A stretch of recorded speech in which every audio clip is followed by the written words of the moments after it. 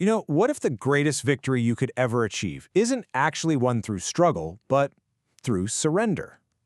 Today, we're going to dive into a single, powerful verse from the book of Revelation that kind of flips our whole idea of spiritual victory on its head. And here it is, Revelation 21, verse 7. Now, this isn't just some nice poetic sentiment. This is a direct, personal promise spoken from the very throne of heaven. So let's break down what this incredible promise truly means for us. First, you got to picture the scene here. This verse shows up at the climax of the entire biblical story, right in the middle of a vision of a new heaven and a new earth. And the one speaking? It's God himself. So that makes this a direct, personal declaration, an invitation and a promise to absolutely anyone who will listen. Okay, so let's tackle that first phrase, he that overcometh. This is where we really need to challenge a super common assumption.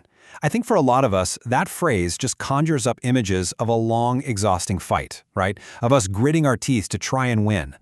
But is that really what the Bible means by overcometh?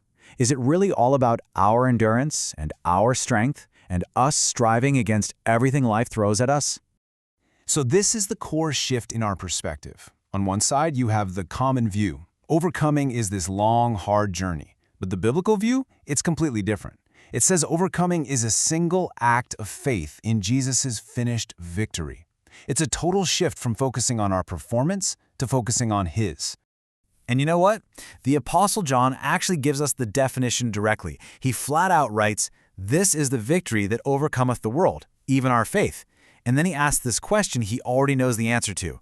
Who is he that overcometh but he that believeth that Jesus is the Son of God? The answer is just crystal clear. Victory isn't about our fight. It's about our faith in his. And the original Greek language makes this even more obvious. The word used here is nikon, and it points to a victory that's already been achieved, not some future battle we still have to go win. And this makes perfect sense when you remember what Jesus said, right? I have overcome the world. So we overcome not by fighting, but by putting our faith in the one who is already the victor. Okay, so if overcoming is a simple act of faith, then what's the result? Well, the verse promises something pretty incredible. It says, the overcomer will inherit all things. So what on earth does all things even mean? The promise is to inherit all things. The Greek word is panta, and it's just as massive and all-encompassing as it sounds. We're not talking about just scraping by and getting into heaven here. This is about receiving a full, complete, and glorious inheritance. So what's in this inheritance package? Well, it includes everything that belongs to Christ himself: eternal life, perfect righteousness, divine glory, spiritual authority, and total union with God. As the Apostle Paul says, we become joint heirs with Christ. Think about that. We get to share in his inheritance. And that same verse just lays out the logic so clearly. And if children, then heirs, heirs of God, and joint heirs with Christ. You see the connection? Our status as heirs flows directly from our status as children. You can't have one without the other. It's a package deal. And this leads us to the most personal part of the promise, and you could argue the most profound. It's the restoration of that father-son relationship, captured in these amazing words, I will be his God, and he shall be my son. This promise has incredibly deep roots. It echoes a covenant God made way back with King David about his family line. Right there in 2 Samuel, I will be his father, and he shall be my son. This was a promise that was ultimately pointing to the Messiah, showing that this was God's plan all along.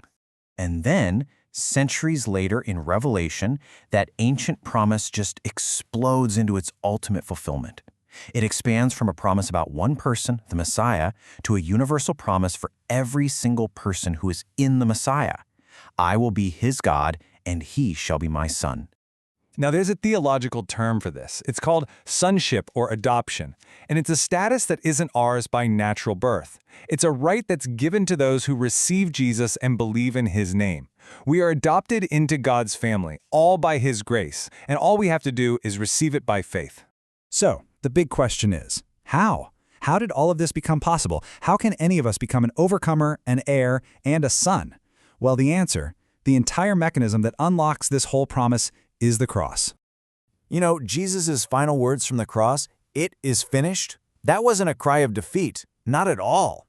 It was a declaration of victory. The work that was required to purchase our adoption and secure our inheritance was totally and completely done in that one moment. So how did the cross make it all possible? Well, first, Jesus bore the curse for sin, taking the punishment that we all deserved. Second, his sacrifice reconciled us, basically bridging the gap between us and the Father. And third, he sent the Spirit of adoption into our hearts, the very Spirit that lets us cry out with total confidence, Abba, Father, like his real kids. So what does this all mean for us, right here, right now?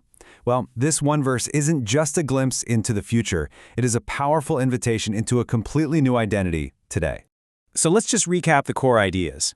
To overcome simply means to have faith in Jesus' victory, not to win our own. To inherit all things is to become a joint heir with Christ himself. To hear the words, "My son," is to be adopted into an intimate relationship with God as your Father. And the key that unlocks the whole thing? The cross. To put it as simply as possible, overcoming is not about performance. It's about resting in Jesus' victory.